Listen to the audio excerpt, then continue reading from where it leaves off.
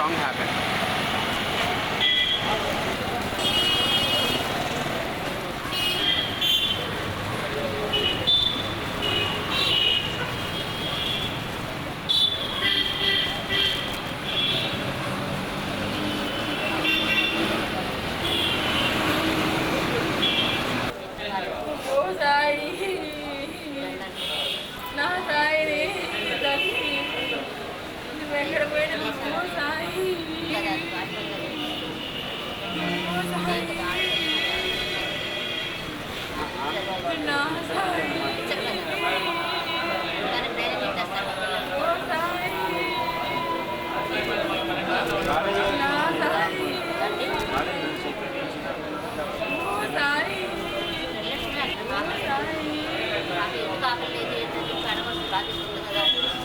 కూతురు దుఃఖంతో ఇంకొకరికి ఇటువంటి అన్యాయం జరగకూడదని బాధతోటి మాటలు రావట్లేదు. అసలు నా పాపని 2010, 11, 12 విశ్వభారతి స్కూల్లో చదువుకుంది. అక్కడ మంచి క్లవర్ స్టూడెంట్ అండి. ఇక్కడ తీసుకొచ్చి భాష్యంలో జాయిన్ చేద్దామని ఉద్దేశంతో తీసుకొచ్చాం. ఇక్కడ మేనేజ్మెంట్ వాళ్ళు కూడా మంచిగా ఒప్పుకుని సమతా మమతా కాలేజ్ హాస్టల్లో మా పాపకి సీట్ ఇచ్చారు. అక్కడి నుంచి కాలేజీలో పాప మంచిగానే చదువుతుంది. ఏ రోజు ఎప్పుడు చూసినా కూడా మంచి యాక్టివ్గానే మాట్లాడతాం. పేరెంట్స్తో కానీ, ఫ్యామిలీతో కానీ, ఫ్రెండ్స్తో కానీ, ఫ్యాకల్టీతో కూడా అందరితో బాగా మాట్లాడటం చేస్తుంది. ఎటువంటి పరిస్థితుల్లో కూడా ఇటువంటి సిచ్యువేషన్ వస్తుందని ఎప్పుడు మా పాప నాతో ఎప్పుడు చెప్పలేదు, ఎప్పుడు డిస్కషన్ కూడా రాలేదు.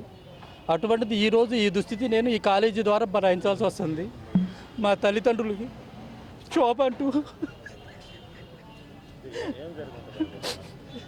నాకు నిన్న సాయంత్రం భాష్యం కాలేజీ ప్రిన్సిపాల్ సార్ మనోజ్ గారు 3:40 నాకు మీ పాప టాయిలెట్లో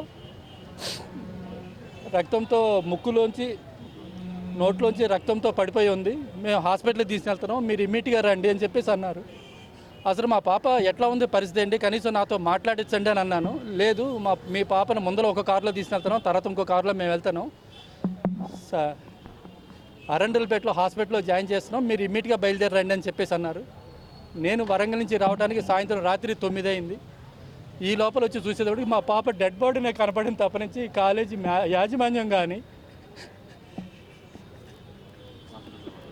హాస్పిటల్ వారు కానీ ఎవరు అక్కడ లేరు. మా పాప పరిస్థితి చూసి నేను దిగ్భ్రాంతి చెందాను. తీరా పరిస్థితి చూస్తే మా పాప వాళ్ళు చెప్పిన విషయం మా అక్కడ చుట్టుపక్కల ఉన్న వాళ్ళు కానీ, మా ఫ్యామిలీ ఫ్రెండ్స్ కానీ, రిలేటివ్స్ కానీ ఉన్నవాళ్ళు చెప్పింది ఏంటంటే, పాప కాలేజీలో స్కిప్పింగ్ రోపుతోటి మెడకి చుట్టుకుని ఒక 5-6 ముళ్ళు వేసుకుంది, బొక్కబోర్లా పడిపోయి ఉంది. మేము చూసి ఇమ్మీడియట్గా బయటికి తీసుకొచ్చే సమయానికి పాప ఆల్రెడీ అన్కాన్షియస్లో ఉంది. అక్కడి నుంచి తీసుకుని హాస్పిటల్ అడ్మిట్ చేశారు అని అన్నారు. తీరా మా పాపను చూసే సమయానికి అక్కడ వీళ్ళు చెప్పినట్టుగా కానీ, మా పాపను చూసిన పరిస్థితిలో కానీ చూస్తే యాక్చువల్లీ జరిగిన సిచ్యుయేషన్ అట్లా లేదు. పాప సూసైడ్ చేసుకునేంత అధైర్యవంతురాలు కాదు. పాప పరిస్థితిని చూసేటప్పుడు కల్లా మాకు దరిదాపుగా అటెంప్ట్ మర్డర్ ఏమైనా అయిందేమో అని అనుకుంటున్నాను నేను.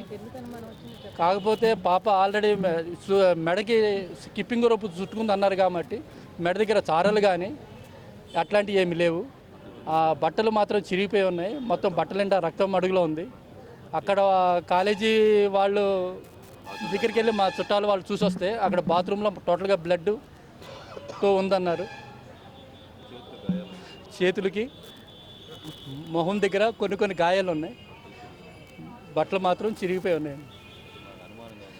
మా అనుమానం ఏంటంటే పాప సూసైడ్ చేసుకుందని వాళ్ళు మేనేజ్మెంట్ వాళ్ళు అన్నట్టుగా అంటున్నారు. పాప అటువంటి అధైర్యరాలు కాదు. ఫస్ట్ నుంచి మంచి క్లవర్ స్టూడెంట్, అందరితో రిలేషన్ మెయింటైన్ చేసేది. ఎటువంటి ఏ పిన్ పాయింట్ కనుక తనకి పెయిన్ అనిపించినా కూడా ఎవరితోనే చెప్పుకునే మనస్తత్వం తప్పనించి అట్లా సూసైడ్ చేసుకోవాల్సినంత అవసరం పాపకి గత్యంతరం లేదు. తల్లిదండ్రులుగా మేము ఎప్పుడు కూడా పాపనే చదువు మీద ప్రెషర్ ఎప్పుడూ చేయలేదు. మేము కూడా తనకి ఇండివిజువల్గా చదువుకుంటే ఇండివిజువల్గా హ్యాపీగానే ఉంటుంది. చనిపోయే పొద్దున రోజు ఉదయం అనగా నిన్న శనివారం ఉదయం పొద్దున మా పాప నాకు 7 నుంచి 8:30 లోపల ఫోన్లో మాట్లాడింది, 1/2 అవర్. ఆ కారణం ఏంటంటే పాపకి 11వ తారీఖు నాడు పుట్టినరోజు. డాడీ పుట్టినరోజు వస్తున్నాను కదా, ఖర్చుల కోసం ఒక 5 రూపాయలు ఏమైనా ఉంటే పాకెట్ మనీలో ఏ డాడీ అని అన్నారు. నీకు మనీ గురించి ఇబ్బంది ఏం లేదమే, కంపల్సరీగా వేస్తాను, పాపకి నీకు ఎటువంటి పరిస్థితిలో డబ్బుల గురించి ఆధారపడాల్సిన అవసరం లేదు, నేను మేనేజ్మెంట్ వాళ్ళతో మాట్లాడతాను అని ఇమీడియట్గా పాప ఫోన్ పెట్టేందని మేనేజ్మెంట్ మాట్లాడితే మీరు అటువంటి ప్రాబ్లం లేదు సార్, పాపని జాగ్రత్తగా పంపిస్తామని ఉంది. ఆ పాప కోసం కూడా నేను 2 నెలల ముందల 11వ తారీఖు ఇంకో 4 ఫ్రెండ్స్ కూడా వరంగల్ వస్తున్నారంటే వాళ్ళకు కూడా రిజర్వేషన్ చేసి లాస్ట్ మంత్ వాళ్ళ మదర్ వచ్చినప్పుడు మదర్ చేతికిచ్చి పంపించా. అప్పుడు కూడా బట్టలు కొనుక్కుంటానంటే ఇక్కడ గుంటూరులోనే కాస్ట్లీ అయినా కానీ కొనుక్కుంటానంటే కొనుక్కోమని చెప్పి బట్టలు కూడా కొనిపెట్టి తను సాటిస్ఫై చేసి వచ్చిన తప్ప నుంచి ఇటువంటి సూసైడ్ సిచ్యువేషన్కి నేను ఇట్లా వస్తానని అనుకోలేదండి.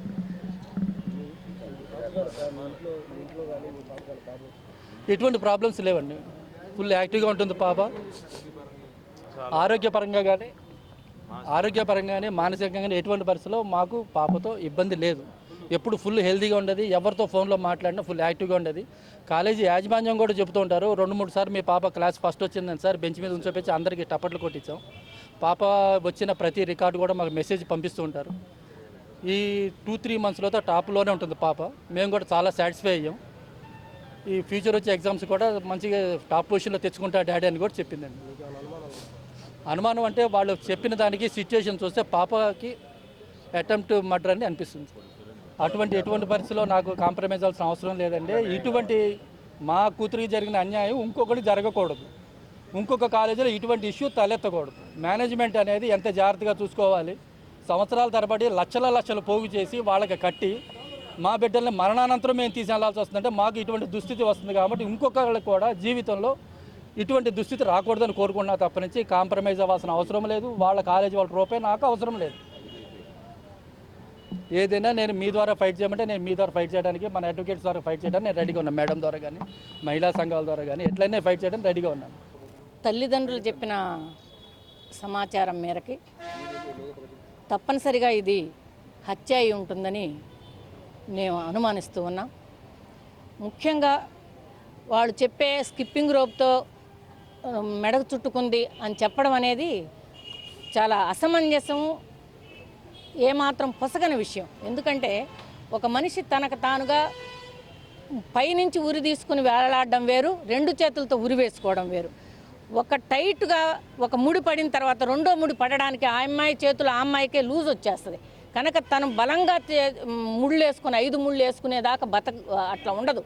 కనుక ఆ అమ్మాయి స్కిప్పింగ్ రోప్తో తనంతట తాను వేసుకోవడం అనేది చాలా అసంబద్ధమైనటువంటి విషయం, అది వీగిపోయే విషయం. రెండోది బ్లడ్ ఉండడము, తర్వాత లాగినట్టు ఉండడము, రెండోది ఆ మొత్తం బట్టలన్నీ చిరిగిపోయి ఉండడము.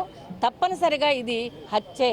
ఇది ఎవరో చేసినటువంటి హత్యని దాచిపెట్టడానికి ఇది ప్రయత్నం చేస్తున్నారు. ఎందుకు దాచిపెడుతున్నారు అనేది రావాలి. రెండోది అసలు మేనేజ్మెంట్ తల్లిదండ్రులు వెళ్ళేటప్పటికి మేనేజ్మెంట్ డెడ్ బాడీ దగ్గర లేకుండా పోవడం అనేది ఎంత ఇర్రెస్పాన్సిబుల్గా యాజమాన్యం ప్రవర్తిస్తుంది అనే దానికి ఇది అసలు ఇంకొకరు చెప్పక్కర్లేని రుజువు. తన స్కూల్లో చదువుతున్న అమ్మాయి తల్లిదండ్రులు రాలేదు, పసిబిడ్డ చనిపోతే బాధ్యత కలిగినటువంటి వ్యక్తులు అక్కడ ఉండాల్సింది రాకుండానే పోయారు. అసలు ఇందులో ముఖ్యంగా ఆ అమ్మాయి బట్టల్ని తారుమారు చేయకూడదు. సీన్ ఆఫ్ ఎఫెన్స్ ఏవైతే ఉన్నదో అది ఇప్పటికే డిస్ట్రాయ్ చేశారా, దాన్ని ప్రిజర్వ్ చేశారా అనేది ముఖ్యంగా కావాలి. పోలీసులు కానీ వీళ్ళు కానీ నేను ఇంకా నా నోటీస్కి ఇంకా రాలేదు, నేను అక్కడికి వెళ్ళలేదు. కాబట్టి ఆ అమ్మాయి బట్టలు ఒకటే కాదు, సీన్ ఆఫ్ ఎఫెన్స్ని కూడా వాళ్ళు ప్రిజర్వ్ చేసి మొత్తాన్ని పిక్చరైజ్ చేశారా లేదనేది కూడా పోలీసుల వైపు నుంచి రావాల్సిన అంశం ఉంది. ఇట్లా యాజమాన్యంతో ఏమాత్రం కుమ్మక్కు అయ్యే అవకాశం సహజంగానే పోలీసు వ్యవస్థకి యాజమాన్యంతో కుమ్మక్కయ్యే లక్షణం ఉంటుంది. అయితే అందరూ అట్లా చేస్తున్నారని నేను అన్నను, కానీ most of the department members are compromised with the accused always. This is the system. ఈ సిస్టంలో అట్లా జరుగుతూ ఉంది కనుక దీనిలో కూడా అట్లా జరగకుండా చేయాలి అని చెప్పి మేము కోరుకుంటున్నాం. తప్పనిసరిగా ఇది హత్య అనుకుంటున్నాం. ఈ హత్యని ఛేదించాలి. అది ఎవరు చేశారో, ఎందుకు దాచిపెడుతున్నారు యాజమాన్యం దీన్ని, అది కూడా బయటికి రావాల్సిన అంశం ఉంది. రెండోది ఏంటంటే సహజంగా ఒత్తిడికి గురై పిల్లలు చనిపోతున్నారు. ఇట్లా కార్పొరేట్ కాలేజీలో చదివే ఆడపిల్లలందరూ చదువు ఒత్తిడి వల్ల సరిపోతున్నారని అమ్మాయి అట్లా ఒత్తిడికి గురి అవ్వాల్సినటువంటి ఏ పరిస్థితులు మనకు అసలు కనపడటం లేదు. ఎందుకంటే అమ్మాయి గుడివాడలో విశ్వశాంతి దీనిలో అమ్మాయి టాప్ ర్యాంకరు, ఇక్కడ కూడా టాప్ ర్యాంకరు. కాబట్టి అమ్మాయికి ఒత్తిడి కలగాల్సినటువంటి అవసరమేమీ లేదు. అసలు చదువు పరంగా ఒత్తిడి కలిగి అమ్మాయి మానసికంగా అట్లాంటి పరిస్థితులు అంటే సర్కమ్స్టెన్షియల్గా కూడా ఎలాంటి అనుమానం లేనటువంటి ఈ స్థితిలో అమ్మాయి చనిపోవడం తప్పనిసరిగా ఇది హత్యే. ఇది ఎందుకు జరిగింది, ఎట్లా జరిగిందని న్యాయం చేయాలని, ఆ న్యాయం చేసే వరకు బాధితుల వెంట మేము ఉంటాము, మహిళా సంఘంగా విరసం సభ్యులుగా మేము ఉంటామని చెప్తున్నాను.